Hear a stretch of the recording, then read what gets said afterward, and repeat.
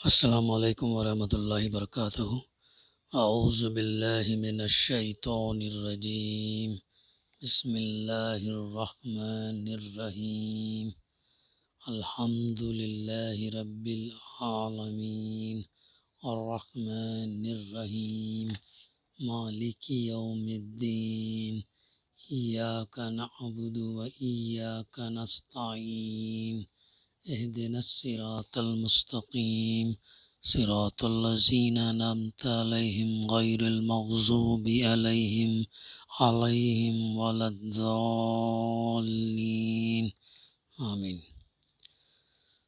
سورہ الفاتحہ کی تفسیر کا سلسلہ الحمدللہ جاری ہے۔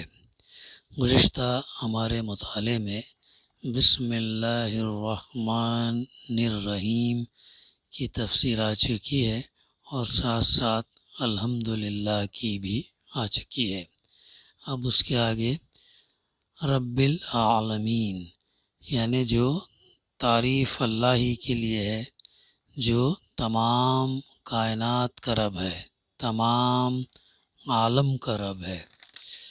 تو اس کی تفسیر میں بات آتی ہے کہ رب کا لفظ عربی زبان میں 3 معنوں میں بولا جاتا ہے: مالک اور آقا، مربی پرورش کرنے والا، خبرگیری اور نگہبانی کرنے والا، تیسرا فرمانروا، حاکم، مدبر اور منتظم۔ اللہ تعالیٰ ان سب معنوں میں کائنات کا رب ہے، کائنات کا رب ہے۔ فی ظلال القرآن میں بھی اس کا تذکرہ ہم کو یہ ملتا ہے کہ رب یعنی مالک کو کہتے ہیں جو اپنی مملوک شے میں تصرف کرتا ہے۔ لغت کی روح سے رب کا اطلاق سردار اور اس شخص پر ہوتا ہے جو اصلاح، پرورش اور تربیت کی غرض سے کسی شے میں تصرف کرے۔ اصلاح اور پرورش کے لیے اللہ کا تصرف عالمین یعنی تمام مخلوقات میں ہے۔ اللہ نے کائنات کو پیدا کر کے چھوڑ نہیں دیا، وہ اصلاح کی غرض سے اس میں تصرف اور اس کی نگرانی کرتا اور اسے پروان چڑھاتا ہے۔ تمام جہان اور سب مخلوقات اللہ کی حفاظت اور نگرانی کے تحت محفوظ رہتی اور پروان چڑھتی ہیں۔ خالق اور مخلوقات کے مابین یہ ربط ہر وقت اور ہر حالت میں قائم، دائم اور جاری ہے۔ اللہ کی مطلق ربوبیت پر اعتقاد کامل اور جامع توحید کی روشنی اور اس کی تاریکی کے مابین اس حقیقت کی قطعی صورت میں واضح نہ ہونے سے پیدا ہوتی، ٹھیک امتیاز پیدا کرنے والا ہے۔ بہت سے لوگ خدا کو کائنات کا واحد خالق ماننے کے باوجود یہ عقیدہ رکھتے ہیں کہ کائنات کے متعدد رب ہیں جن کا حکم زندگی میں چلتا ہے۔ یہ بات عجیب اور مضحک خیز معلوم ہوتی ہے، مگر دنیا میں ہمیشہ موجود رہی ہے۔ آگے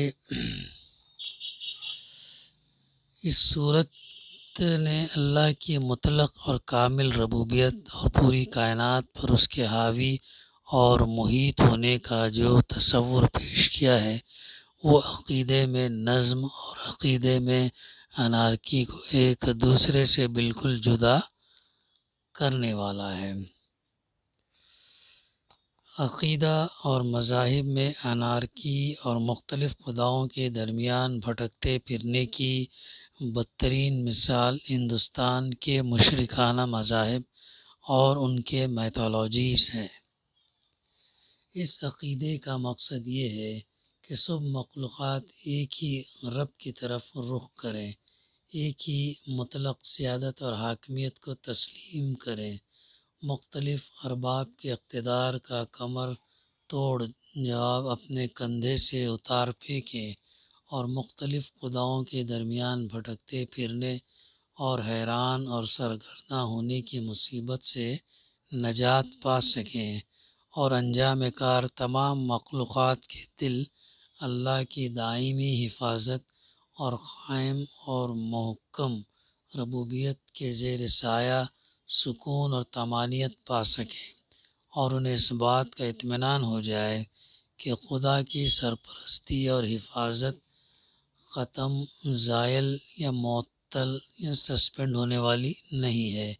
یہ ہے اسلام کا تصور خدا۔ یہ ارسطو جیسے عظیم فلاسفر کے تصور خدا سے قطعی مختلف ہے کہ خدا نے کائنات کو پیدا تو کر دیا مگر وہ اس کا انتظام نہیں کر رہا۔ وہ اس سے برتر ہے کہ اپنے سے کمتر کسی شے کے بارے میں فکر کرے، وہ صرف اپنی ذات کے بارے میں سوچتا ہے۔ یہ ہے ارسطو، یہ ہے خدا کے بارے میں اس کا نقطہ نظر۔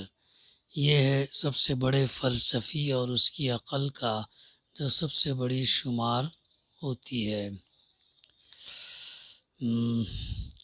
آگے اسی واسطے اسلام کی اولین توجہ اس امر کی طرف ہوئی کہ عقیدے کو پاک اور صاف کر کے منضبط اور مرتب کیا جائے، اور اللہ کی ذات اور صفات مخلوقات سے اس کے تعلق اور مخلوقات کے اس سے تعلق کو قطعیت کے ساتھ اس طرح واضح کر دیا جائے کہ انسانی قلب اور ضمیر پورے اطمینان کے ساتھ جو ہے اس پر جم سکے۔ اب اس کے بعد الحمدللہ رب العالمین کے بعد الرحمن الرحیم، یعنی جو رحمان اور رحیم ہے۔ اللہ سبحانہ وتعالیٰ کی ان آیات کے اندر تمہید اور تعریف کی جائے، بیان کیا جائے اور اس کا شکر ادا کیا جا رہا ہے جو چیزیں اللہ تعالیٰ نے دی ہیں۔ رحمان اور رحیم انسان کا خاصہ ہے کہ جب کوئی چیز اس کی نگاہ میں بہت زیادہ ہوتی ہے تو وہ مبالغے کے صیغوں میں اس کو بیان کرتا ہے، اور اگر ایک مبالغے کا لفظ بول کر وہ محسوس کرتا کہ اس شے کی فراوانی کا حق ادا نہیں ہوا تو پھر وہ اسی معنی کا ایک اور لفظ بولتا ہے تاکہ وہ کمی پوری ہو جائے جو اس کے نزدیک مبالغے میں رہ گئی۔ اللہ کی تعریف میں رحمان کا لفظ استعمال کرنے کے بعد پھر رحیم کا اضافہ کرنے میں بھی یہی نکتہ پوشیدہ ہے۔ رحمان عربی زبان میں بڑے مبالغے کا صیغہ ہے، لیکن اللہ کی رحمت اور مہربانی اپنی مخلوق پر اتنی زیادہ ہے، اس قدر وسیع ہے، ایسی بے حد و حساب ہے کہ اس کے بیان میں بڑے سے بڑے مبالغہ کا لفظ بول کر بھی جی نہیں بھرتا۔ اس لیے اس کی فراوانی کا حق ادا کرنے کے لیے پھر رحیم کا لفظ مزید استعمال کیا گیا۔ اس کی مثال ایسی ہے جیسے ہم کسی شخص کی فیاضی کے بیان میں سقی کا لفظ بول کر جب تشنگی محسوس کرتے ہیں تو اس پر اور کیا لفظ ایڈ کرتے؟ داتا کا اضافہ کرتے ہیں، یعنی سقی داتا۔ سقی بولنا بھی کافی تھا لیکن اور اس کو اضافہ کرنے کے لیے داتا ایڈ کرتے ہیں۔ رنگ کی تعریف میں جب گورے کو کافی نہیں پاتے تو اس پر چٹے کا لفظ اور بڑھا دیتے ہیں، جس طریقے سے گورا چٹا، یعنی اس سے یہ مقصود ہوتا ہے کہ اس کو مبالغے کے اس میں جو ہے بیان کرنا ہوتا ہے، اس کو اور اعلیٰ لیول پر اس کی تعریف جو ہے بیان کرنی ہوتی ہے یا اسے اس کا ایکسپلینیشن دینا ہوتا ہے۔ اور اسی طریقے سے درازی خط کے ذکر میں جب لمبا کہنے سے تسلی نہیں ہوتی تو اس کے بعد ایک اور لفظ کیا ایڈ کرتے ہیں ہم؟ تڑنگا، یعنی لمبا تڑنگا بھی کہتے ہیں۔ اسی طریقے سے مفسر نے اس میں رحمان اور رحیم کے معنوں میں جو یہ چیزیں بیان کیے ہیں، تفسیر جو ہے یہ بیان کیے ہیں۔ تو رحمان میں اس کی رحمت کا یہ کافی نہیں ہے ہونے سے رحیم کا بھی لفظ اس میں ایڈ کر دیا، یعنی اس کی گویا رحمت اور مہربانی اپنی مخلوق پر جو ہے نا بہت زیادہ ہے، اس قدر وسیع کہ اسے بڑے سے بڑے الفاظ، بڑے سے بڑے مبالغے کا لفظ بول کر بھی جو ہے وہ اس کا حق ادا نہیں ہوتا، اس لیے الرحمن الرحیم کا لفظ استعمال کیا گیا۔ پھر آگے فرمایا جا رہا ہے مالکی یوم الدین، روز جزا کا مالک، یعنی اس دن کا مالک جب کہ تمام اگلی پچھلی نسلوں کو جمع کر کے ان کے کارنامہ زندگی کا حساب لیا جائے گا، اور ہر انسان کو اس کے عمل کا پورا صلہ یا بدلہ مل جائے گا۔ جس نے نیک عمل کیا اس کو انعام ملے گا، اور جس نے برا عمل کیا اس کو گناہ ملے گا، سزا ملے گی اس کو۔ تو یہ جو ہے فیصلے کا دن ہوگا، اور حقیقی مالک وہی ہوگا، کسی کو کچھ بھی اختیار نہیں ہوگا۔ اللہ کی تعریف میں رحمان اور رحیم کہنے کے بعد مالک کے روز جزا کہنے سے یہ بات نکلتی ہے کہ وہ نرا مہربان ہی نہیں ہے بلکہ منصف بھی ہے، جسٹس دینے والا بھی ہے، انصاف کرنے والا بھی ہے، اور منصف بھی ایسا با اختیار منصف کہ آخری فیصلے کے روز وہی پورے اقتدار کا مالک ہوگا، اسی کے ہاتھ میں پورا پاور، اقتدار اور سب کچھ، طاقت، قوت، زبردست وہی اللہ ہوگا۔ نہ اس کی سزا میں کوئی جو ہے مزاحمت کر سکے گا، اور نہ جزا میں کوئی رکاوٹ۔ لہٰذا ہم اس کی ربوبیت اور رحمت کی بنا پر اس سے محبت ہی نہیں کرتے بلکہ اس کے انصاف کی بنا پر اس سے ڈرتے بھی ہیں، اور یہ احساس بھی رکھتے ہیں کہ ہمارے انجام کی بھلائی اور برائی بالکلیہ اسی کے اختیار میں ہے، یعنی اللہ کے اختیار میں ہے۔ اور اس میں یہ دراصل آیت ایک عظیم اصول کو بھی پیش کرتی ہے جو نوع انسانی کی پوری زندگی پر بہت گہرا اثرات ڈالتا ہے۔ یہ اصول ہے آخرت کا دراصل عقیدہ۔ مالک ہونا غلبہ اور اقتدار کا بلند ترین اور آخری درجہ ہے، اور یوم الدین سے مراد روز جزا ہے۔ روز جزا پر بہت سے لوگ اللہ کی الوہیت کے معتقد اور اس بات کے قائل تھے کہ اللہ ہی نے آغاز میں کائنات کو پیدا کیا، مگر وہ روز جزا پر اعتقاد نہیں رکھتے تھے۔ قرآن مجید میں ان میں سے کچھ لوگوں کے بارے میں فرماتا ہے وَلَئِن سَأَلْتَهُم مَّن خَلَقَ السَّمَاوَاتِ وَالْأَرْضَ لَيَقُولُنَّ اللَّهُ، اگر ان سے پوچھو کون ہے وہ ہستی جس نے آسمانوں اور زمین کو پیدا کیا تو وہ کہیں گے اللہ۔ پھر قرآن ایک دوسرے مقام پر ان کا یہ حال بیان کرتا ہے بل عجبوا ان جاءهم منذر منهم فقال الكافرون هذا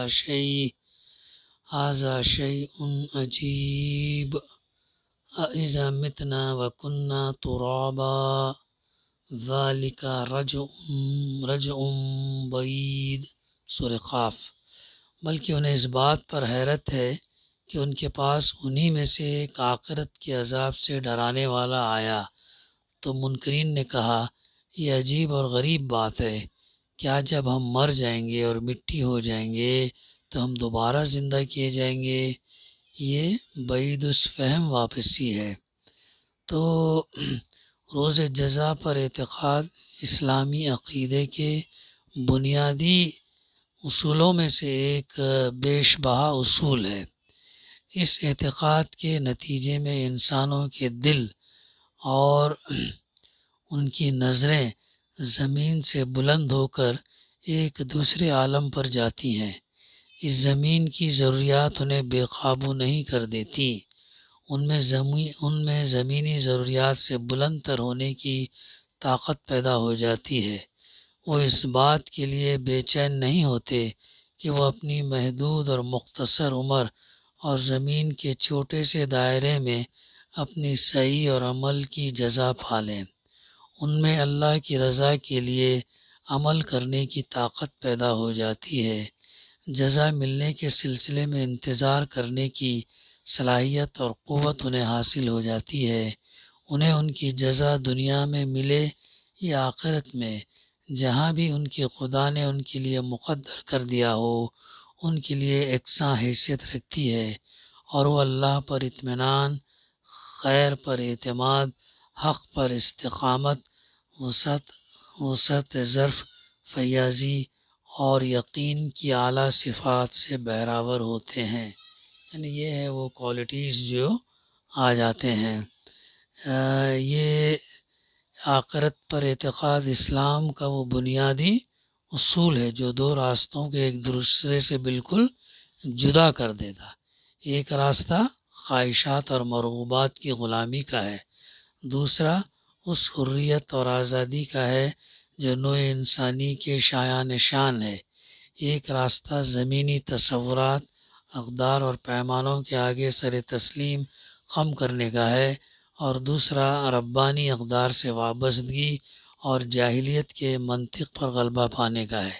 ایک راستہ انسانیت کا اس کی بلند ترین حقیقت کی صورت میں ہے جو اللہ تعالیٰ اپنے بندوں کے لیے پسند فرماتا، دوسرا راستہ انسانیت کی مسخ شدہ صورتوں کا ہے جن کے نصیب میں کمال و ارتفاع نہیں ہے۔ بقیہ انشاءاللہ آئندہ ہم سلسلہ جاری رکھیں گے۔ دعا ہے کہ اللہ سبحانہ و تعالیٰ کہنے سننے سے زیادہ عمل کرنے کی توفیق عطا کرے۔